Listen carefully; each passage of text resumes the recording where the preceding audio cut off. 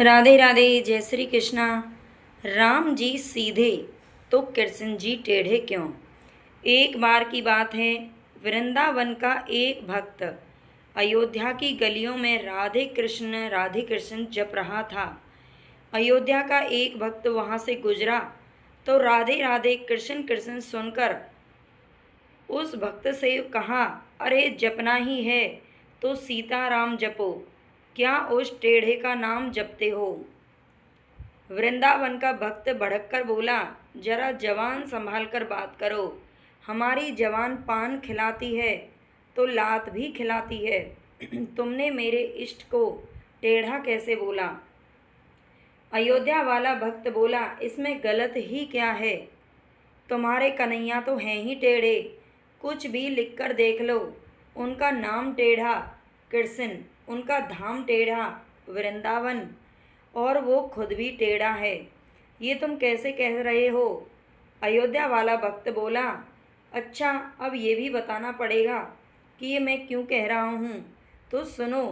रास रचाना, माखन चुराना, ये कौन से सीधे लोगों के काम हैं। और बताओ, आज तक किसी ने उसे सीधे खड़े हुए देखा है क्या कभी।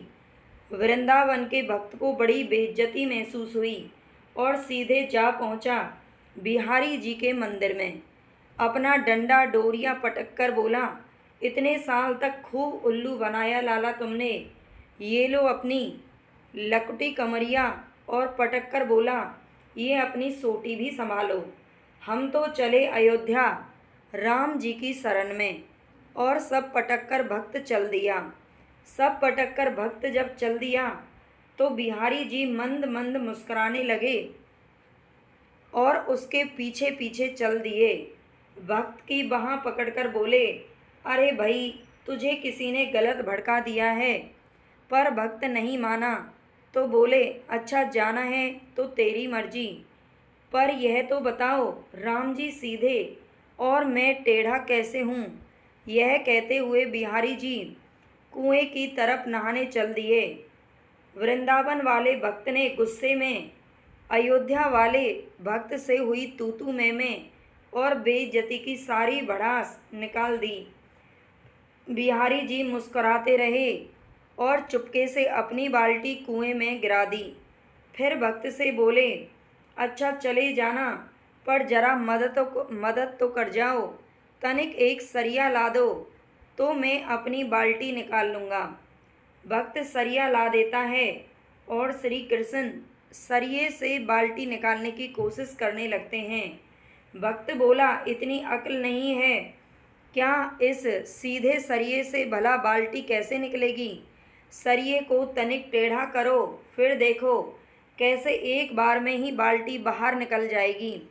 बिहारी जी मुस्कुराते रहे और बोले, जब सीधेपन से इस छोटे से कुएं से एक छोटी सी बाल्टी नहीं निकाल पा रहा तो तुम्हें इतने बड़े भवसागर से कैसे पार लगाऊंगा। अरे आज का इंसान तो इतने गहरे पापों के भवसागर में डूब चुका है कि इससे निकाल पाना मेरे जैसे टेढ़े के ही बस की बात है। हम पहले ही जान चुके हैं कि श्री भगवान का नाम श्री भगवान की तरह ही शाश्वत, सनातन और आनंदमय है। इस दृष्टि से उनके सभी नाम समान हैं। फिर भी यदि हम पवित्र नाम की महिमा का विश्लेषण करेंगे तो देखेंगे कि श्री विष्णु जी का नाम जपना देवताओं के नाम लेने से भी अधिक महिमावान है, जबकि भगवान रामचंद्र का एक नाम श्री विष्णु के 1000 नामों के बराबर है। श्रीमन महादेव ने भी देवी माँ से यही बात कही थी, रमो रामेति रामेति रमे रामे मनोरमे सहस्रनाभि स्तुलम्य रमणम वरानने। श्री रामचंद्र मत्स्य कूर्म तथा अन्य अवतारों से श्रेष्ठ हैं, यह हमें शास्त्रों से ज्ञात होता है। इसीलिए पद्म पुराण में कहा गया है, राम नाम अन्य अवतारों के नामों से अधिक महिमावान है। विष्णु का एक नाम सभी वेदों के पाठ के से अधिक फल देता है।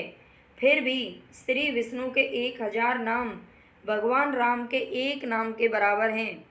ब्रह्मांड पुराण में कहा गया है, श्री कृष्ण का नाम एक बार लेने से हमें वही फल मिलता है जो भगवान विष्णु के 1000 नामों का 3 बार जाप करने से मिलता है। ये श्री राम की बात हो रही है। इससे पता चलता है कि यदि हम श्री कृष्ण का नाम 1 बार जपें तो ये भगवान राम का नाम 3 बार जपने के बराबर है। श्री चैतन्य चरितामृत में कहा गया है कि श्री रामचंद्र का नाम मोक्ष प्रदान करने वाला है, इसलिए यह तारक कहलाता है, मुक्ति देने वाला है।